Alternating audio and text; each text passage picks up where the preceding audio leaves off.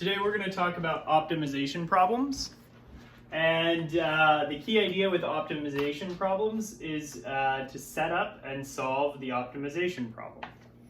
So over the course of these examples, hopefully you'll get a sense for what an optimization problem means or is, and what we mean by optimization. We usually mean maximizing or minimizing. So what you want to think of this as is we're going to be given a bunch of functions, and a lot of time half the struggle is finding which functions we're going to be working with, and then you want to either maximize or minimize that. So you're finding global extrema for these functions. And so remember, if we're on a closed interval, we know how to do that. Some of these problems aren't going to involve just closed intervals, so we need to kind of watch for signifiers on how to tell when we know we have a maximum value or a minimum value, a global maximum and global minimum. Okay, so the strategies for all of these will be these three things. Draw a picture. I hear it all the time. I'm not good at drawing. I don't want to draw. When I ask people to draw on exams, tons of people try to skip that part. They try to pretend that they didn't read it or something like that. No. Draw a picture. No excuses. So you draw a picture, and then you're going to identify what the problem is asking. And you want to identify it in two ways, geometrically and algebraically. If you don't draw the picture, you're not going to be answering the geometry of it. So sometimes the picture is going to be hard. We'll give you that, because maybe sometimes you need like a computer to help build what the picture looks like. But a lot of these cases, it's just drawing rectangles, drawing triangles, and things like that. Okay. And then the last step is just use calculus. We have calculus at our fingertips to help us minimize and maximize things, so let's use it. All right. So first example. A particle moves along the curve y equals 9 minus t squared over the interval 0 to 3. At what time t will the vertical distance between the particle and the line y equals 9 minus 3t be at its maximum? Okay, so a couple things. We're at step 1, draw the picture. We haven't drawn a picture yet, so let's do that. Okay, so here we are drawing our Cartesian coordinate system. This is the x-axis, this is the y-axis. Beautiful. Good start. Okay, what is this? This is a parabola, so we know what it's going to look like. It's going to, be t squared. Oh, I made a mistake already. See? If you say your things, you're going to catch things. All right, we want this to be the t-axis, not the x-axis, because we're thinking about a particle moving, so we're thinking of t as time. But x-axis, t-axis, same thing. All right. So what it's going to be is it's going to be the parabola t squared flipped and then raised up 9. That negative flips it. So what we're going to do is go all the way up to 9 and draw a concave down parabola. We now know what that means. Okay, so that's what your parabola looks like. Now, what's this other thing here? It's a line. We're told it's a line. And if you kind of plug in some values, you'll find that the line is going to go through these 2 points. This actually happens to be t equals 3. And the line is going to travel like that. So you might have to do some analysis of what's going on here. Know that these two are actually going to intersect at these two values, at these 2 points. You have the point 0, 9, and then you have the point 3, 0. And you know that the line is going to intersect those points. So will the parabola. You might have to think about that for a bit, but you can do that. Okay, so what are we asking for? We drew the picture. We kind of think of, here, let me get something. I got some new pens. I'm very excited about that. Okay, so you have a point or a particle kind of traveling along this line, And then what it's asking is at what time t will the vertical distance between the particle and the line be at its maximum? So what is the vertical distance? The vertical distance is this portion here. So what is that vertical distance? Well, it's just this little value here. And if we think of it as you're going up to the parabola and then you're subtracting off the y value of the line, all this is going to be is if we think of this point here as a point on the parabola, x, and then we have y1, and if this is x and then y2, we can think of this as y1 minus y2. So that's that distance there. This is that vertical distance.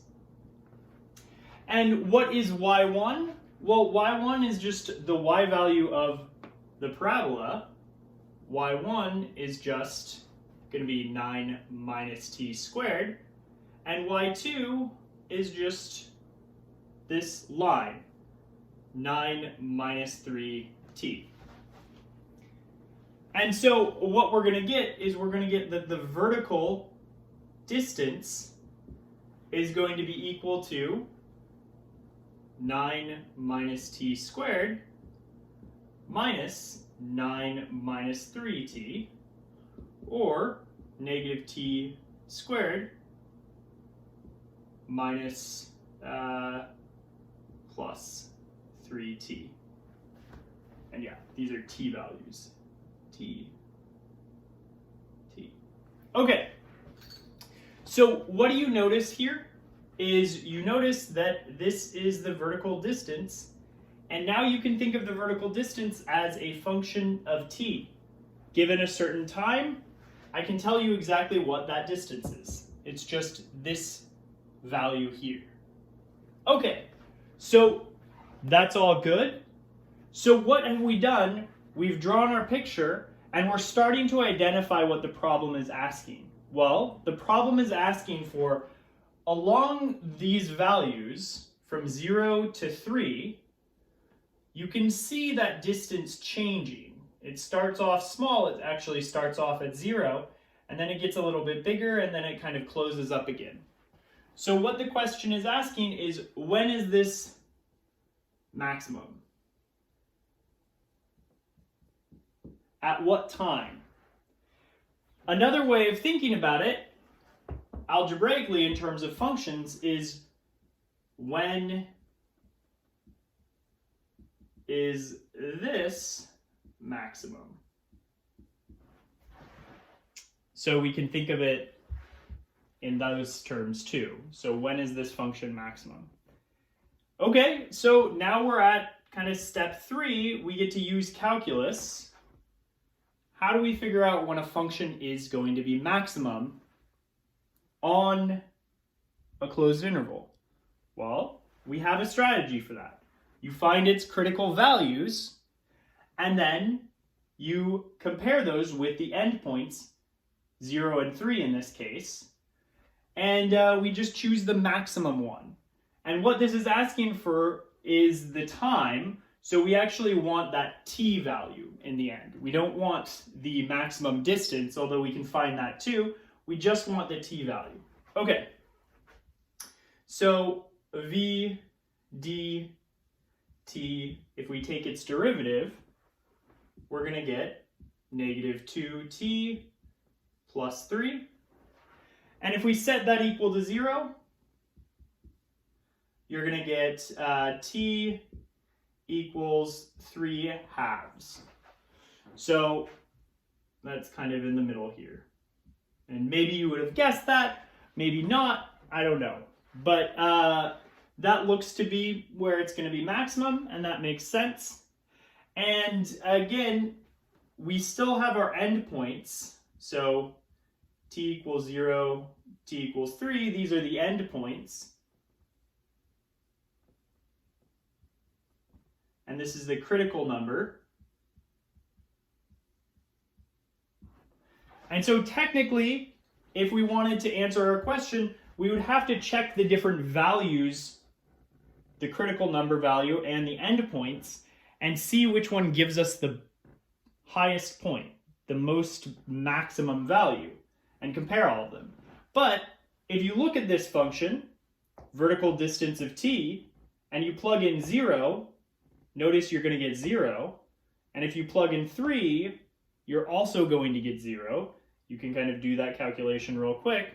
So we know v of 0, sorry, vd of 0, vd of 3 equals 0. So the vertical distance of 3/2 is the maximum value.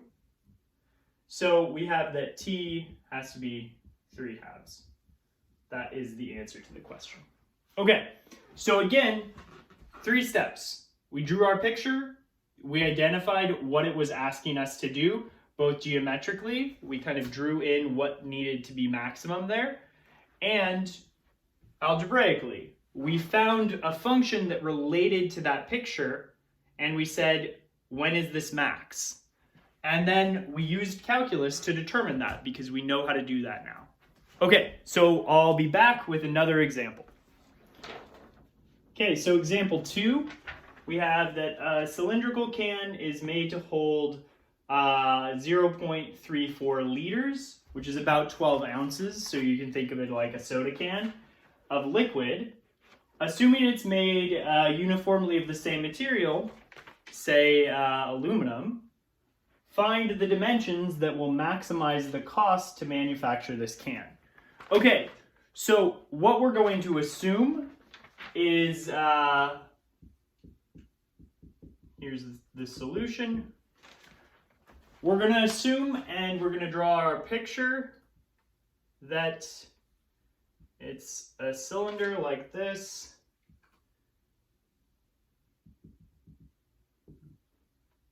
So cylinders have height, and they have a radius there. And what are some of the things we care about? We care about the volume of this cylinder. We're told what the volume is supposed to be. And we know the volume in terms of its dimensions, r and h, that will be pi r squared times h. You can think of it like the area of the circle on top, and then multiplied a height. So multiply the dimension of the height. That's going to be the volume. Okay, and we know that the volume needs to be 0.34 liters, but what we're going to do is we're actually going to work with this for a while before plugging those numbers in.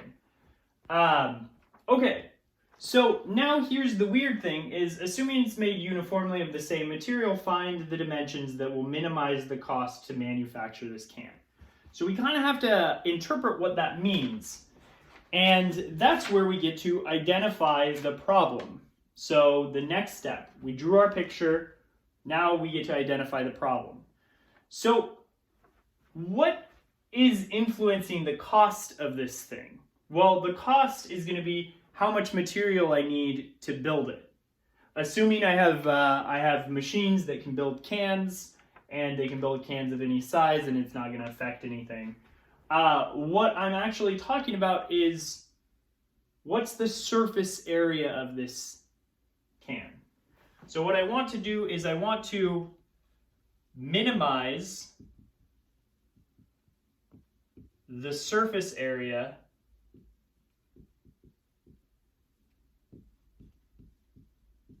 of the can. Because you can assume it's made out of aluminum, and we want to minimize the amount of aluminum that we want to use. So how that's going to be interpreted is minimizing the surface area. Well, how does the surface area work in this thing? Well, we have a top, we have a bottom, and they're both the same circle. So you have top with radius r, this is top, plus the bottom, with radius r, plus you have kind of this, doesn't have a head anymore and it doesn't have a bottom, but you have something that looks like this, you know, the wraparound portion. Well, here's the thing. We have to figure out the surface area of this. I know what the surface area of this piece is. It's just the area of a circle, plus, watch what happens when I cut this in half, and then I kind of unfurl it. So I don't cut it in half, I just cut it right there, and then I unfurl it. Well, what I'm gonna get is, I'm gonna get a rectangle, and the height of this rectangle is just your h. That's just the height there. And what about the width? Well, notice that the width came from unfurling that circle. So the width is actually just going to be the circumference of that circle. And what's the circumference? Well, if we know the radius, the circumference is going to be 2 pi r. And so what we have is we have a geometric picture of what our surface area is, and we know we want to minimize it. So we've identified the problem in terms of geometry. Now let's translate that to algebra so we can work with it. Okay, so this is going to be pi r squared, and then we have another pi r squared. And then what is this? This is going to be 2 pi r times h. That's the area of this piece. And so if we want the surface area of the can, we're going to get pi r squared twice, 2 of those, plus 2 pi r times h. Okay, so we want to minimize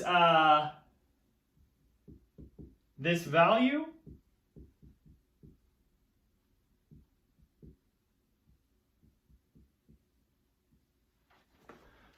But so far in our study of calculus, we haven't dealt with functions of 2 variables. So this is a bit of a problem because things get a lot more complicated. But if we have some sort of restraint or restriction, we might be able to solve this in terms of one single variable and write the surface area as a function of a single variable, so either r or h, those are our 2 choices, and then use calculus on that. So this is kind of a key idea here, is you're going to use your volume restriction. So this is a restriction. We know that we have this given volume, and once we kind of plug in our value for our volume, it really will be a restriction. But what I can do is I can take this, I can solve for h. That's going to be v over pi r squared, and I can plug that in for my h here, and I'm just going to have things in terms of r. So my surface area in terms of r is going to be 2 pi r squared plus 2 pi r times volume over pi r squared. Now keep in mind, the volume we're going to treat like a constant because we were given that constant value. The volume isn't changing. The volume needs to stay the same. So that's why we're kind of allowed to replace h with this expression. It's really just a constant over pi times r. So the only variable now is r. Okay, so this is surface area with respect to r is just 2 pi r squared plus this r is going to cancel with one of those. That pi is going to cancel. You're going to have 2 times the volume over r. Okay, so this is great because now we can use calculus. So we're kind of on to our third step, which says take the derivative of this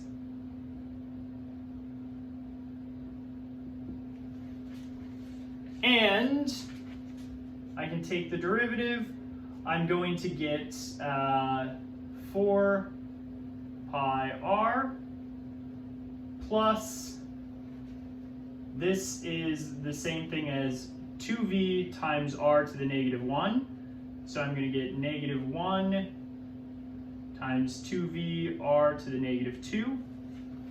Oh, one thing I want to point out is when we're talking about the surface area, since r is a radius, it's a dimension, we do have a restriction we might want to write down, which is r has to be greater than or equal to 0. If it's 0, this expression is undefined, but it doesn't make sense to have a 0 radius. That's not going to give us any volume. But it also doesn't make sense for r to be negative. So whatever we work with, whatever we find r should be, it should be a positive number. Okay, so now I'm going to pull out an r to the negative 2, and I'm also going to pull out a 2, because we have a 2 in both of these.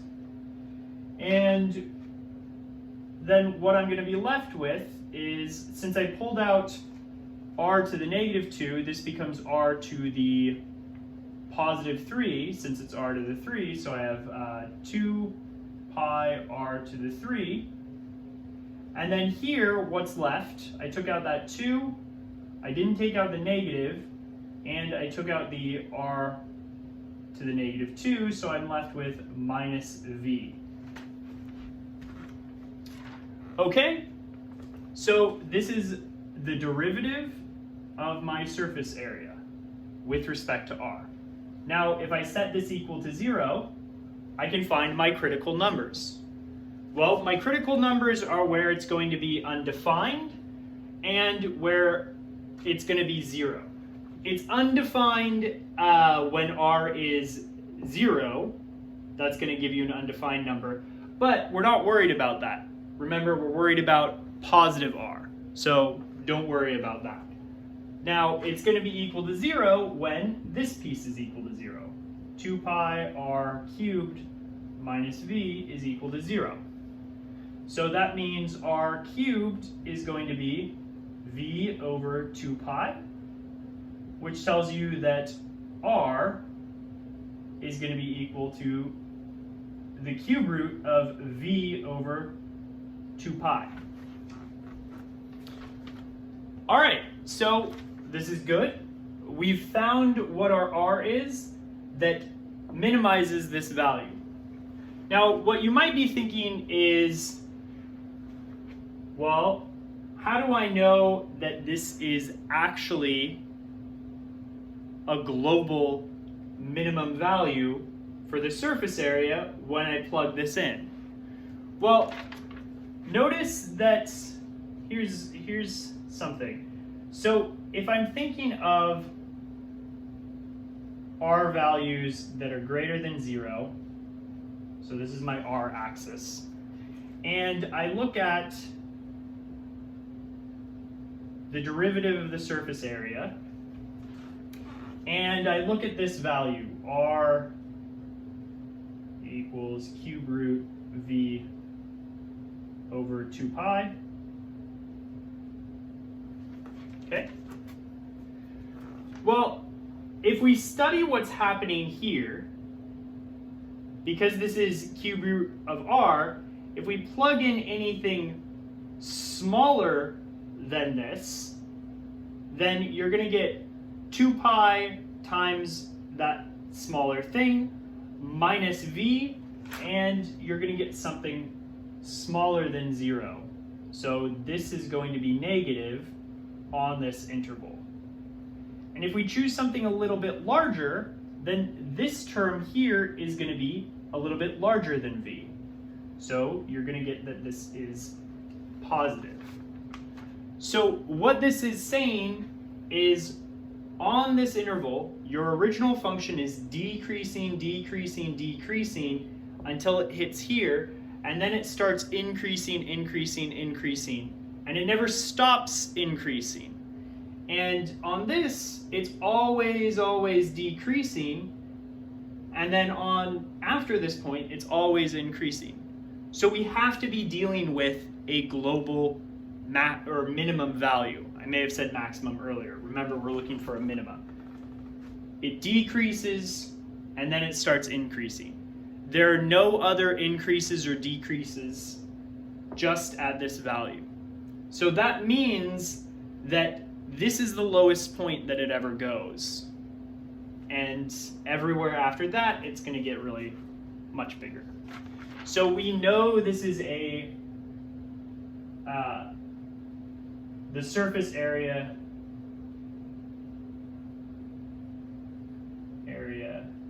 is minimum at this R. And we know it's absolutely minimum.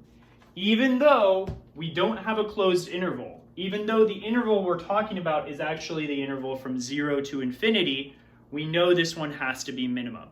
And I'm going to write down this principle in a second when we come back. But I do want to follow up with, okay, we found one of our dimensions. How do we find the other one? Well, we have this, h is equal to v pi r squared. And I'm going to leave this as a little bit of an exercise. If you plug this r value in, so if we plug in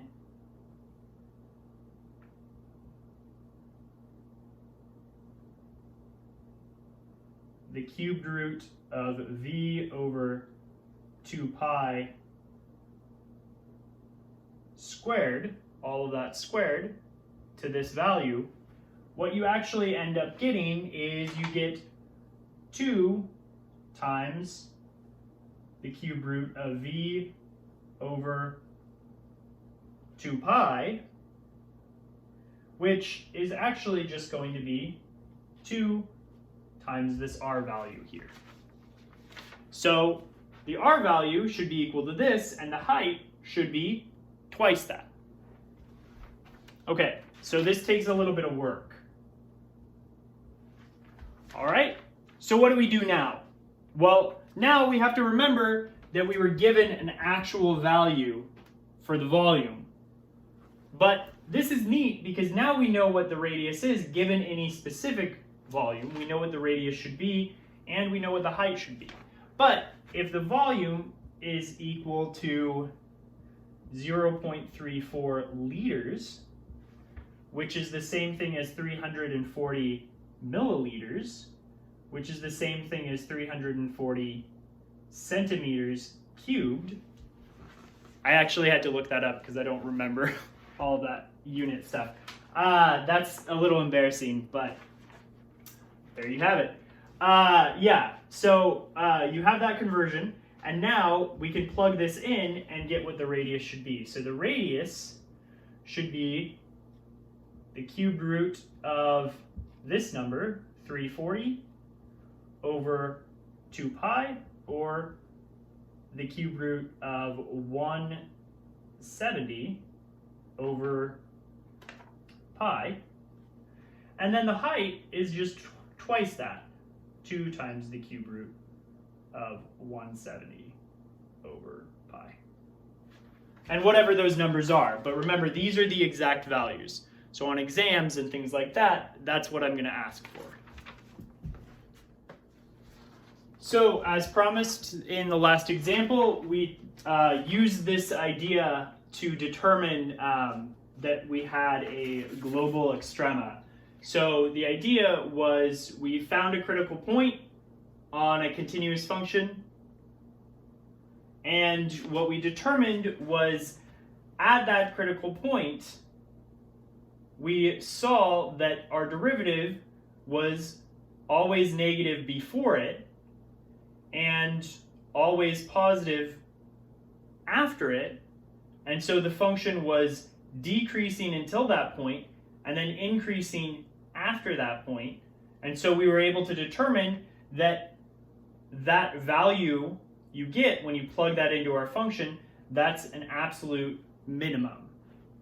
And similarly, if f prime is always greater than 0, or if your function is always increasing for x less than c, so all x before c, it's increasing, and all x after c, it's decreasing, then that function value you get when you plug that c in is an absolute maximum. And so this is the one we used last case there, but they work in dual ways. Okay, we're actually not going to need that for example 3, but this is just another example of how to set up and find optimization problems. So we want to find the area of the largest rectangle that can be inscribed in a semicircle of radius r. So we have to, again, think about what's happening here. Well, we know what a semicircle looks like, and we know what a rectangle looks like. What do we mean by inscribed? Well, inscribed, it's just going to be a rectangle where you kind of have two of the vertices touching your semicircle. And so you can kind of think, if I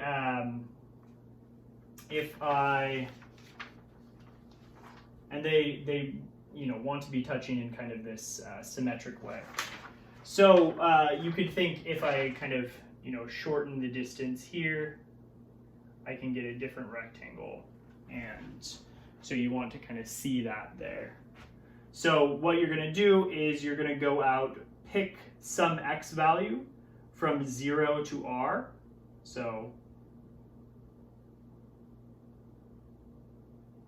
if I kind of redraw what's happening.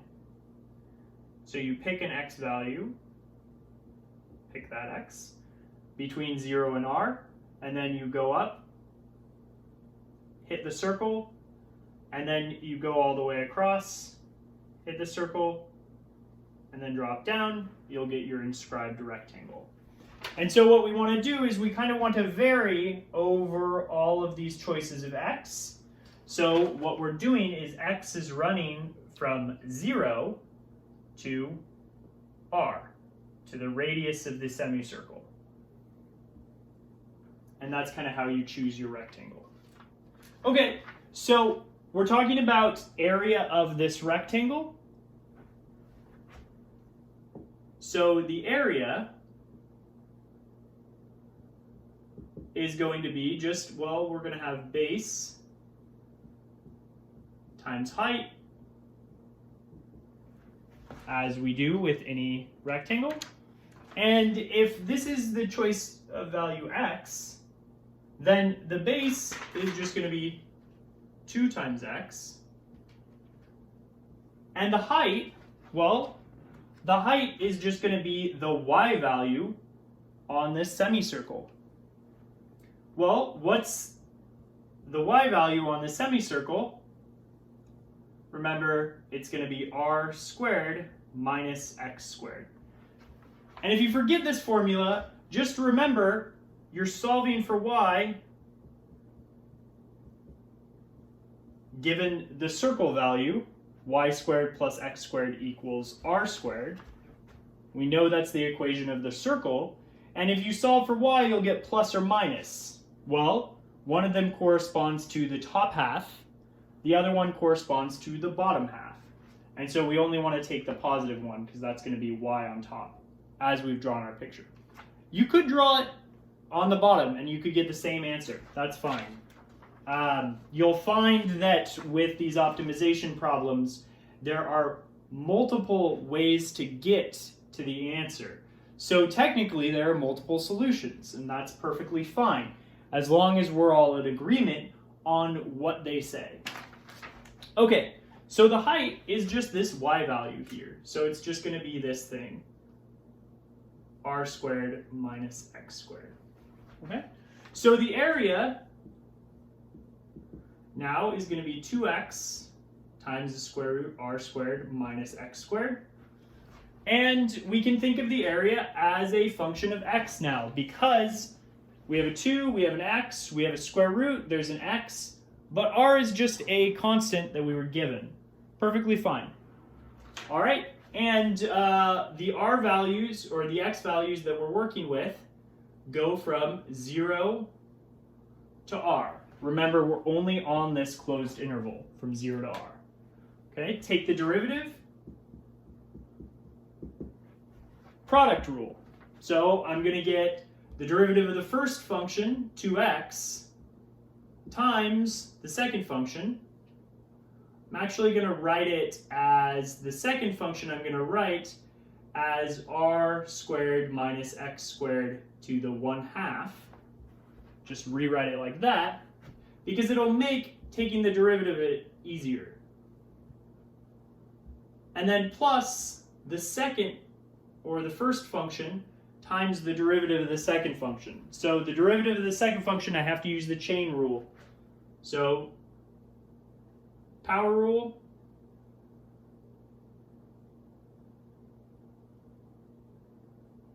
times the derivative of the inside function, which is going to be the derivative of r squared, 0, times or plus the derivative of negative x squared. So it's going to be negative 2x. All right. And I'm going to simplify this. I'm going to, one of these 2's cancel. So that 2 is going to cancel with that. I'm going to pull out a 2. I'm going to also pull out an r squared minus x squared to the, which power do I choose? I'm going to choose the lowest power, so negative 1/2. And then what am I left with? Well, if I took a 2 out, that's gone. If I took out negative 1/2, this gets bumped up to 1. So I have r squared minus x squared plus, well, I took a 2 out, I took that 2, and I took this term, r squared minus x squared to the negative 1/2. And what I'm left with is x, and a negative number. So I have negative x squared. Okay, so the derivative is equal to 2 times r squared minus x squared raised to the negative 1/2 times r squared minus 2x squared. And this will have critical values when it's equal to 0 or when it's undefined. It's actually going to be undefined because we have this negative 1/2 at x equals r. If you plug in r, you're going to get something undefined. But notice that if x equals r in your area, that's going to be when the area is smallest. It's going to be when it's 0, because you're going to get something flat. So don't worry about that. We don't need that. So what we want to take then is we want to find what happens when this function is equal to 0. Well, that's going to be equal to 0 when one of these terms is equal to 0. This can never be equal to 0. This can never be equal to 0. This thing can. R squared minus 2x squared equals 0. So this implies that. Okay, so now we solve for x. We're going to get x squared equals r squared over 2. X squared is going to be, sorry, if you take the square root, you're going to get plus or minus square root of r squared over 2, or r over square root of 2. Notice I don't need the negative value because x is always positive. All right. Not quite done yet, because what it's asking for is find the area. So I don't just want the x value where the area is largest, I want the actual area. So what I do is I go to my area function here, this one, and I plug in r over root 2. I work that out. 2 times r over root 2 times r squared minus r squared over 2. Plug that in there. And I'll leave this for you guys to work out, but what this is going to equal is r squared. And so you're going to get the area is maximum when, or the maximum area is going to be r squared, twice the radius of the semicircle. All right. I also want to apologize for the lighting. I kind of had to make the video now, but my apartment isn't the best video production site, so. All right, so here's the last example we're going to be working through, and it is a bit of a doozy. So we're going to be using some interesting things. We're actually going to be using implicit differentiation on this to solve for our answer. But what we're given is we want to find the minimum distance between this curve, y squared minus 2y equals x squared plus 7, and the point 2, 1. And so what we're given here is we're given the point and we're also given the drawing, because I don't really expect people to know how to draw this curve. Yes, we've been able to draw curves of functions, and we have a pretty good grasp on how to do that. But notice this equation here, it's not a function. It's not written in terms of y equals x. In fact, you know it doesn't pass the vertical line test. You can kind of see that here. So it would be kind of challenging to draw. So again, you should be thinking, oh, implicit differentiation is going to show up somewhere. All right. So what else is this asking us? Well, it's asking us to find the minimum distance between the curve and this given point here. So this is kind of our point, 2, 1. And what we have is, if you want, you can think of maybe, you know, the distance as changing as you change different points on this line. So I pick a point x, y on this line. And I also have this piece down here. So maybe this is x1, y1, and this is, x2, y2 down here. And I want to figure out the distance. And I want to find the one that minimizes. And I can't check all the points. In fact, it's kind of tough to find all the points because it's written in this way. And I don't know exactly all the time how to solve for different x values. Well, since it's quadratic, given a specific x value, I can always find a y value. And given a specific y value, we can always find an x value using the quadratic formula. But still, again, there's an infinite number of points. How do I check them all? That's where we're going to use calculus. Okay, so the first thing you want to remember is, given any 2 points in space, so if this is x1, y1, x2, y2, not in space, in plane, because we're not in 3 dimensions, the distance between these 2 points is going to be x1 minus x2 squared plus y1 minus y2 squared, all under square root. And this actually just comes from the Cartesian, or not the Cartesian coordinate system, the Pythagorean theorem. If you draw this triangle and you find the hypotenuse, you're going to get this equation there. Okay, and again, this is using that principle that the shortest distance between 2 points is a straight line.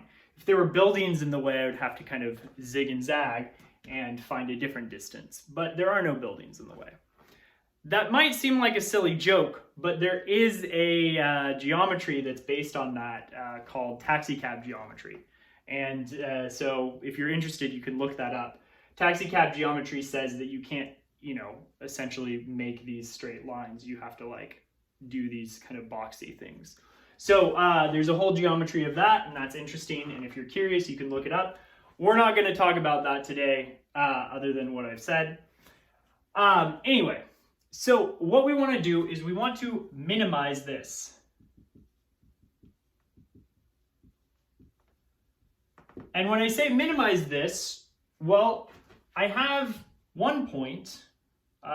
Maybe I'll take x1, y1 as the point on my curve. I'll call it xy. So this is a point on the curve. And I'll take x2, y2 to be the stationary point, 2, 1. And so what the distance becomes is I get x minus 2 squared plus y minus 1 squared. And I want to minimize this. Okay. Now, I'm going to say one thing that you should convince yourself of is if I take the square root of something, it's always an increasing function. It's always increasing in that if I put in larger values, I always get out larger values, even though it's going to take the square root, so the values are going to be smaller. But if I compare them, for example, if a is greater than b, then the square root of a is greater than the square root of b. And we want to assume that both of these are positive. And this is always true, so what that means is the square root function is an increasing function. And you can convince yourself of that by taking the derivative and seeing that it's always going to be positive. Okay, so this, since it's increasing, it's going to be at a minimum when its square is at a minimum.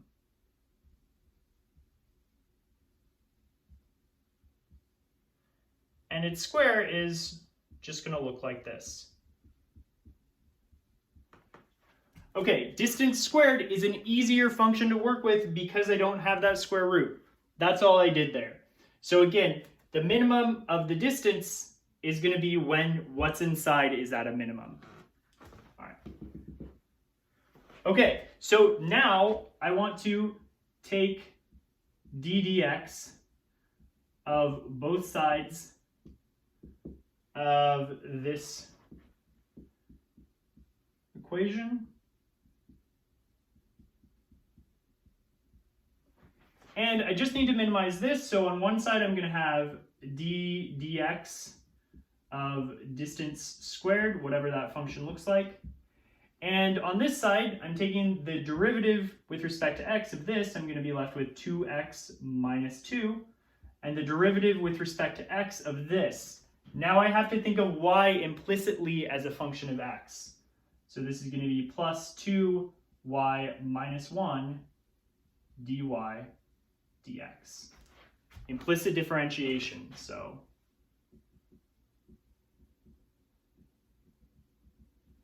Okay, so now what I'm going to do is I'm going to remember that my first point came from the curve.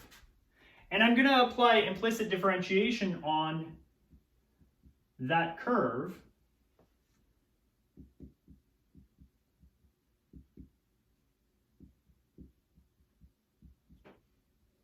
And I'm going to get 2y dy dx minus 2 dy dx. Again, derivative of the outside function times derivative of the inside function. Remember, implicit differentiation is just the chain rule. 2x plus the derivative of 7 is going to be 0. I can cancel out all those 2's, divide both sides by 2, and I'm going to factor out dy dx and get dy dx times y minus 1 equals x. And then dy dx is going to be x over y minus 1. Okay, what makes this really nice is if I take this equation and I plug it in here, what I'm going to get is that the derivative of my function distance squared is just going to be 2x minus 2 plus 2y minus 1 times x over y minus 1. Now that y minus 1 cancels with that, and I just get 2x minus 4 plus 2 times x, or 4x minus 4. Okay, so I want to kind of point out, this is a very nice problem in that things worked out. Doesn't always work out. Generally, this is much messier. But even though we're using complicated stuff, this is actually really nice in that now the thing we're trying to minimize, this distance, this value here, what we're trying to minimize, we have its derivative in terms of a function of x, actually a very simple function of x. Because what it's telling you is that whatever this function looks like when we solve for x, or solve for y in terms of x, and we plug it in, when we take its derivative, it's always going to look like that. And that means that any critical number for whatever function we have here, any critical number has to be either where this is undefined or equal to 0. So if we set 4x minus 4 equal to 0, we get that the critical number is x equals 4 divided by 4, or x equals 1. Okay. This is the only possible critical number.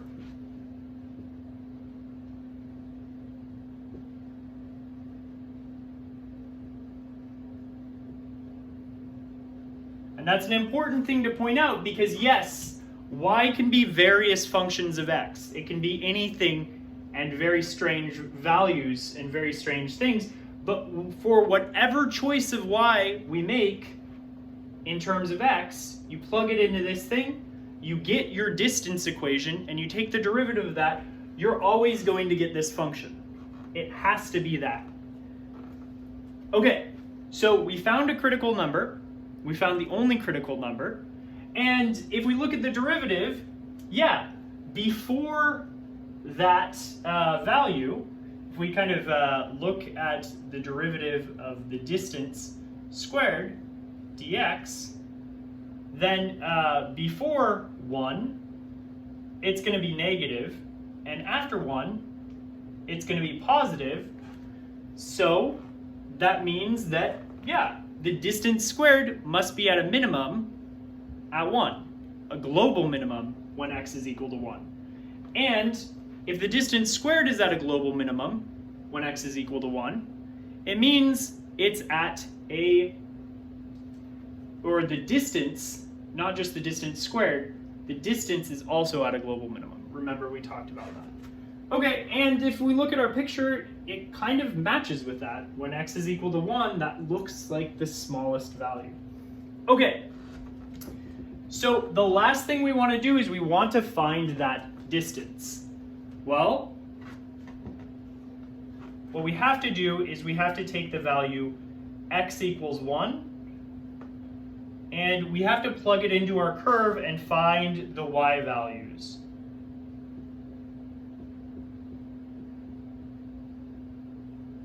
So remember, we want to find the points and then compute the distances. We want that distance, so we have to find that point. We only know the x value so far. X is 1, and it looks like when x is 1, you have 2 possible points. Okay, so when x is 1, you get 1 plus 7 equals y squared minus 2y. And that's going to be y squared minus 2y minus 8 equals 0. I can factor that into y equals, or y minus 4 times y plus 2 equals 0. So y has to be negative 2 and 4. That kind of matches up. This could be 4 up here, and this could be negative 2 down there. Well, I guess it'd be down here. Negative 2. Perfect. Okay, so we have those y values, and so we have 2 possible points. X could be 1 and y could be negative 2. X could be 1 and y could be negative 4. And these are the 2 possible points that it could be minimum distance at. All right. So the last step is, remember the distance squared was this function where you had 1 minus, how we wrote it was x squared minus 2 squared plus, x minus 2 squared plus y minus 1 squared. And if we plug in these different points, x and y equals 1 and negative 2, what you're going to get is the distance squared is going to be negative 1 squared plus, this will give you negative 3 squared, and so you'll get 10. And if we take the square root of that distance, you'll get square root of 10. Remember, only positive distances need apply. And notice that if we plug in the other point, 1, 4, you're going to get that the distance squared will also equal 10, and the distance will be root 10. Okay, so what it turns out is we actually have 2 points where it's going to be the minimum distance, and it's going to be the minimum distance of root 10.